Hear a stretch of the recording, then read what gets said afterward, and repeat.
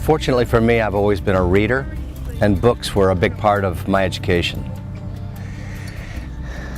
Reading, writing, cooking, tasting, these are the things that I think have helped me become someone who's been known for a certain kind of cuisine. It began with dream sheets, where I began to read a magazine, a book, or go to a store or something, and then just jot down the things that I was thinking about. The dream sheet started on pieces of paper, moved over to bigger pieces of paper. Eventually they moved into a notebook, and then eventually they moved over into the computer, a series of computers that Justin actually taught me to use. The dream sheets were something that I started doing in the early or mid-1980s, and coupled with that, there were a few books that were the keys to my understanding of food. Around 1988, I came across this book called Culture and Cuisine, A Journey Through the History of Food by Jean-Francois Revel, a Frenchman. My French isn't so good, but luckily he wrote it in English, or it was translated into English. And in this book, Revel talks about gastronomy, the history of gastronomy going through about a 500-year period. And it was in reading this book that I was inspired to write the piece that became known as Fusion.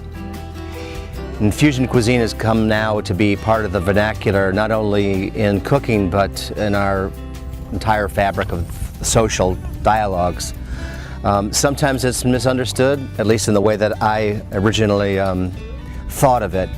But in reading Revel, he talked about sort of this dialogue or this argument that went back and forth between a complex sort of gastronomy and then a more what I call mama gastronomy, and that was the more simple, humble, nourishing kind of gastronomy.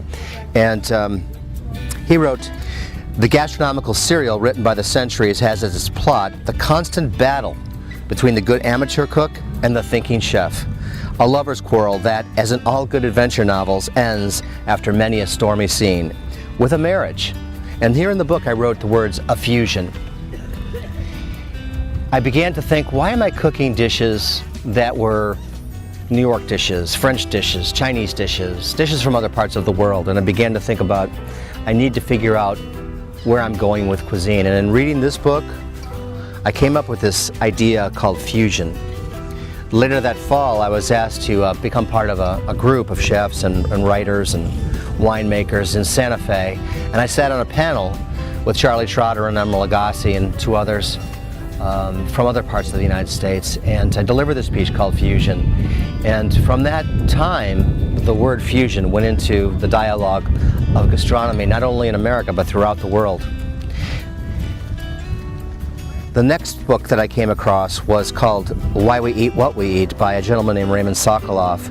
It was in this book that he gave me a much more clear idea on how South Florida, the Caribbean, the changes that occurred after Columbus went from the Old World to the New World, and then the dialogue that went back and forth between the Old World and the New World, starting right away, and how extremely exciting and creative that was.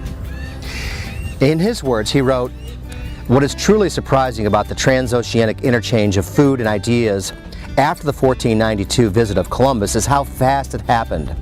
Within 50 years, the Spanish had established full-scale European agriculture in the West Indies, Mexico, Peru, and the Caribbean coast of South America. The Spanish had also opened up a regular trade with China from their base in the Philippines." We're talking now about all around the globe what was going on between this dialogue between Europe and the New World, and then further. Food and ideas flowed freely between Seville and Asia on the same ships that carried goods from China and the Americas to Europe, and on the return trip brought European necessities for the colonists. This book is just filled with all kinds of great information on how chilies, chocolate, tomatoes, strawberries, all of these things were not even known to Europe until that exchange with the Americas, Columbus, and then the traders and the discoverers and the history makers that came on after that. I began to realize that where I was living in Key West and then up in Miami and Miami Beach, I had the same chance to be an explorer and a creator. And that has been the story of my life as a chef. And I thank these two gentlemen for writing these books, and I thank Key West for giving me the liftoff, and I thank South Florida for continuing to provide me with the inspiration that makes me jump out of bed and be glad that I can cook for a living.